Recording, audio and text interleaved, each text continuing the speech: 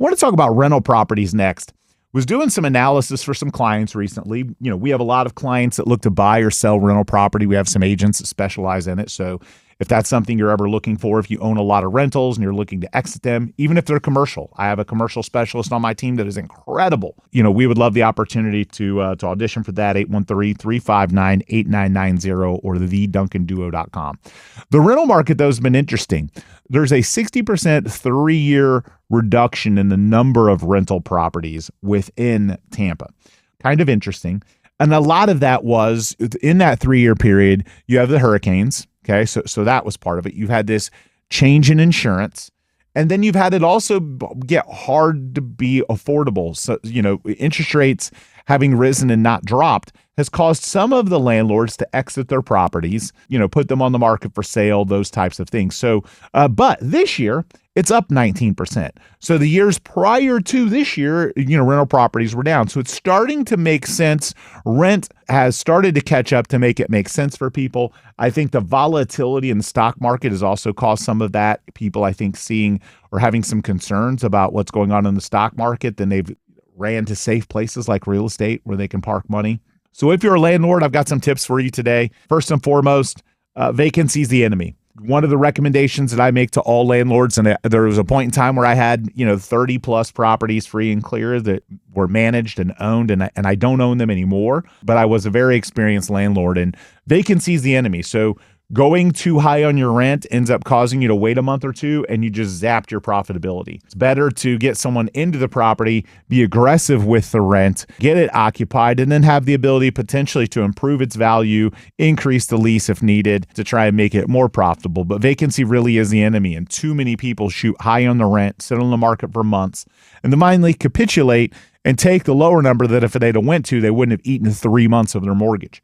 The second thing I would tell you is, in terms of what you put in your lease, and of course, work with an attorney, make sure you're working with a valid legal instrument, but put some provisions in the lease or some protections in the lease around condition. Things like the tenant is responsible for repairs up to a certain standpoint. One thing that I see a lot of really good landlords do is they will stock up the air filters and then require the air filter to be replaced and photographic proof sent as maybe even some sort of a credit or reduction in rent. So let's just say, for example, your rent is $950. Well, we're going to reduce your rent to $940. You just have to send us a picture every third month that you've swapped out the AC filter. An exceptional way to save you money because those AC failures cost you a lot of money. Another great thing that I've seen landlords do in terms of protecting vacancy is be conscientious about the increases. The greater the increase, the more likely someone is to bounce. Offer them some sort of incentive to stay. Say, hey, look, if you sign a 2-year lease or this lease or that lease, we'll give you an incentive. Prepaying the lease, another one that I love. That was my calling card. I absolutely loved when someone would want to prepay the lease. They'd say, hey, how much money could I save if I pay you a whole year in advance? And they, maybe they save 10% and they have money and they can do that.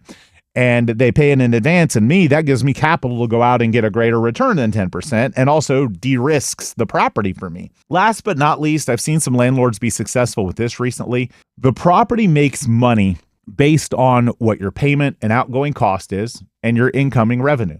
Look for ways to increase revenue. Maybe that is, if it's an apartment building, you could add a vending machine. You could make some improvements. You could add preferred parking for a certain price. If it's a single family home, making improvements to the property obviously can be helpful. That's how you can increase revenue. Well, the other way to make it more profitable is to decrease expense. Shop your insurance. Don't hesitate to shop your insurance. Look for some other, opportunities to save on insurance. Great carriers. There are brokers out there. There are tons of people that we recommend, but certainly shop the insurance. Last but not least, an unknown thing is challenge your taxes.